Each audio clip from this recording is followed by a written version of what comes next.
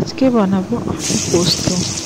সবথেকে প্রথমে 3 পলা তেল নিতে হবে কড়াতে, তাতে পেঁয়াজ কুচিগুলো দিয়ে একদম হালকা রং হয়ে থাকবে পিঙ্ক কালারের মতন।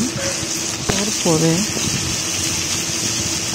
আলুগুলো দিয়ে দিতে হবে কড়ার মধ্যে।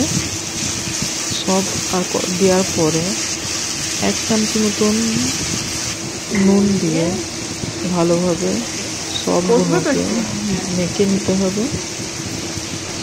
সবগুলোকে ভালোভাবে একসাথে নেড়ে নেওয়ার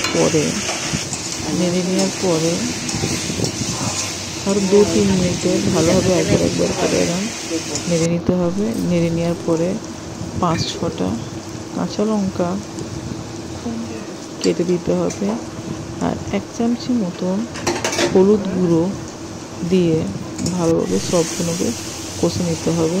এতে আমার একটা স্কিপ হয়ে গেছে, যে পোস্ত বাঁধাটা ছিল, পোস্ত, পেঁয়াজ আর নুন দেওয়া হয়েছিল, কাঁচা লঙ্কা দিয়ে যেটা পেস্ট করা হয়েছিল, ওই পেস্টটা দেওয়ার পরে সবগুলোকে দিয়ে ভালোভাবে কষে নিতে হবে। কষে নেওয়ার পরে এক সাইডে গরম পানি চাপানো আছে।